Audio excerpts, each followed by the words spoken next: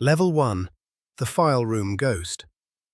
You start where the building forgets you, in the archive, in air that tastes like wet paper and old glue. Your hands are always dusty, your nails stay grey. You learn the first rule. Nothing truly disappears, it just gets misfiled, or buried on purpose. You do not carry a gun, you carry a stamp, a pencil, a string tag. Your power is quiet. You can lose a name inside a drawer. You can move a folder one shelf higher and make a man impossible to find. You can also move it lower and make him easy to kill without touching him. At night, the pipes knock like coded messages. The lights hum. You begin to hear voices where there are none. Not ghosts, just the echo of lives pressed flat into pages. Confessions, denials, photographs taken from behind curtains. You learn to read fear in handwriting. You learn the smell of panic. Sweat soaked into paper, years old, still sharp. You go home and your hands still feel like they are turning pages, even when they are empty. Level 2. The Uniformed Watch. Now you stand at the edge of everything. A guard post, a checkpoint, a hallway that leads to rooms people do not discuss. Your uniform is clean, your thoughts are not. You check passes, you watch faces, you memorize who looks down, who looks too confident. Your job is not to fight, it is to notice. The smallest tremor, the wrong pause before a name, the way someone swallows when you ask where they are going. You learn that fear has many disguises. Some people smile, some people joke, some people act bored. You do not. You become still. You become a locked door with eyes. Sometimes you escort someone down a corridor that gets colder the farther you go. You keep your grip gentle, not kindness, procedure. Bruises create questions. Questions create paperwork. You start to understand the second rule. The building does not need to shout, it only needs to exist. When you sleep, you hear footsteps that are not yours. You wake up already standing inside your own head. Level 3. The Junior Lieutenant. They give you a desk and a title, Junior, like a warning. You are allowed to ask questions now, carefully. You are allowed to write reports, precisely. You learn the language of suspicion. It is clean, it is polite, it is deadly. You do not write that someone is innocent. You write that they have not yet been confirmed hostile. Your first interviews are small. A co-worker who listens to foreign radio.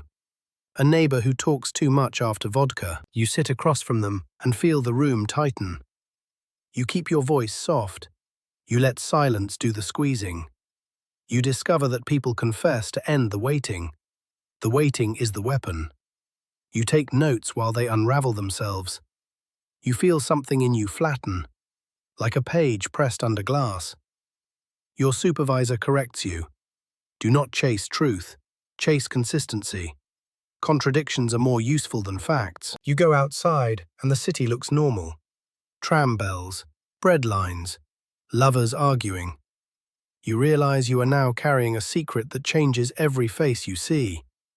You are still junior, but your shadow is already growing. Level 4. The Lieutenant. Now you are trusted with a source. One living person who feeds you other living people. You meet in stairwells, in parks, near factories where the air is thick with soot. You learn how to recruit without saying the word recruit. You offer relief, protection, promotion. Sometimes you offer nothing at all because fear is enough. You watch their eyes when you mention a child, a spouse, a mistake from years ago that should be forgotten but is not. You keep your source hungry, not for food, for safety. You give them crumbs of reassurance. You take pounds of information. Your paperwork multiplies. Reports about reports. You begin to see life as an index. People become cross-references, one name linked to 10 others like a disease map. You feel the moral rot start. Not as guilt, as efficiency. You stop thinking of outcomes, you think of throughput. At night you replay conversations and hear your own voice. Calm, patient, like a doctor explaining an amputation. You understand the third rule. Everyone has a price. If they say they do not, you simply have not found the right currency. Level 5, the Senior Lieutenant. You move from listening to shaping. You do not just collect rumors, you plant them. You do not just observe groups, you split them. You learn the craft of pressure. A denied apartment request, a missing travel permit, a sudden audit at work, small hands around a throat, no fingerprints. You are invited into rooms where colleagues speak openly, not about right and wrong, about what works. You hear laughter over someone else's ruined life. The laughter is not loud. That is what makes it worse. Your interrogations grow colder. You know the tricks now. The good cop who never arrives. The chair that wobbles. The clock placed behind the subject so they cannot measure time. The same question asked 5 different ways until their own memory collapses. You stop being shocked by tears. You start being annoyed by them. Tears waste hours. Then something shifts. You catch yourself enjoying the moment someone realizes you already know. That look, the tiny surrender behind the eyes. You go home and wash your hands too long.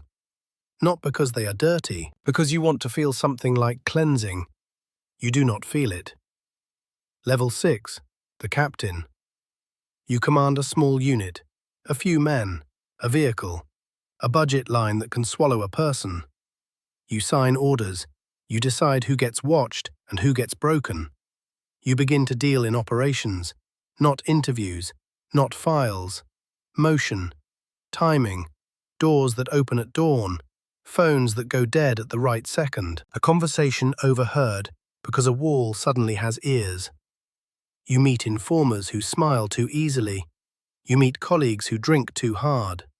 You learn that your own side is also a threat, a careless joke, a wrong friendship, a file that ends up on the wrong desk.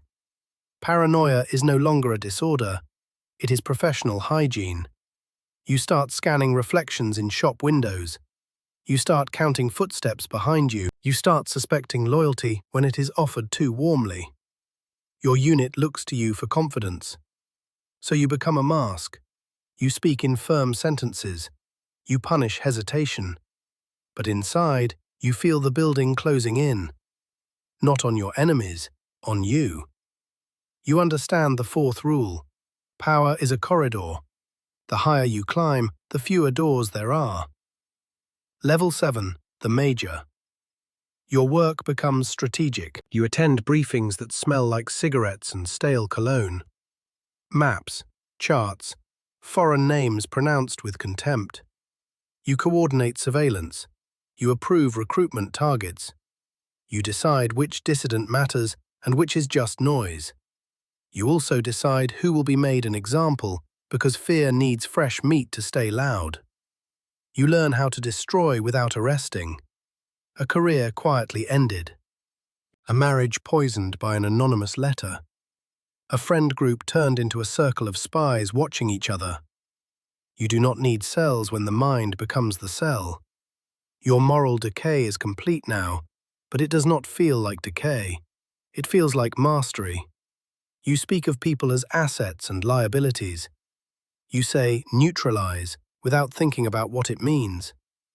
Then the dreams start, not of victims, of colleagues. You dream your own signature on a document that condemns you. You wake up and your throat is tight. In daylight, you smile harder. You become more correct, more careful. You understand the 5th rule. The system does not reward loyalty. It rewards usefulness, and usefulness expires. Level 8, the Lieutenant Colonel. You are a gatekeeper now. Decisions flow through you like cold water through pipes. You control resources. You shape narratives. You decide which reports reach the top and which die on your desk. You spend more time managing your own people than hunting enemies. Your subordinates fear you. They also test you. They bring you results that might be true or might be convenient. You learn to read ambition like you once read handwriting. You attend meetings where everyone speaks in half sentences. Everyone knows the real subject is not the case. It is survival. You watch for who is rising, who is being quietly isolated, who suddenly stops appearing. You begin to curate your image. A careful laugh, a controlled anger. You learn when to praise and when to freeze someone out. Your home becomes a second office. Your phone rings at hours that feel chosen to prove ownership of your sleep. You start keeping your own private notes, hidden from your own institution. That is when you realize what you have become. Not a hunter, not a guardian. A man building a bunker inside his own life. Level 9, the Colonel. You sit closer to the center now. The air is cleaner. The carpets are thicker. The cruelty is more refined. You oversee departments. You sign off on long operations. You have access to information that makes ordinary people look like children playing with matches. Foreign intelligence. Internal purges. Leadership anxieties dressed up as policy. People flatter you with fear. They bring you gifts that pretend to be innocent. A bottle, a watch, a favor. Everything is a leash. You stop trusting even success. A perfect operation can look staged. A loyal subordinate can look planted. You begin to feel watched from above and below at the same time, like a man standing on glass with sharks underneath and wolves on top. You purge to feel safe. You rotate staff. You break networks.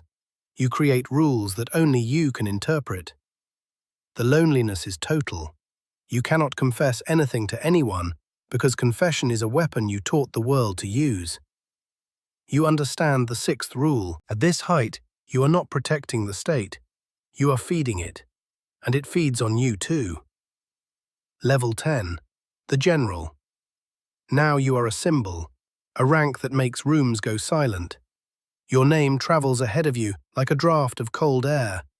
You speak to ministers, you brief leaders, you shape the official truth. You decide what the country is allowed to believe about itself. You also decide what it must forget. Your paranoia becomes ritual. You change routes. You test your food. You watch your closest aides for micro-expressions. A blink too slow. A smile too quick. You know every method of betrayal because you helped perfect them. The power is immense. It is also a cage with velvet walls. You cannot step down. You cannot relax. You cannot even die easily because your death would become a rumor, and rumors are ammunition. You look back at the levels below and feel nothing warm, only a faint nausea, like smelling old paper again. You realize the institution did not elevate you, it hollowed you out and used your shape. And in the quiet moments, when there are no meetings and no phones, you feel the final horror. You are not the watcher anymore. You are the watched.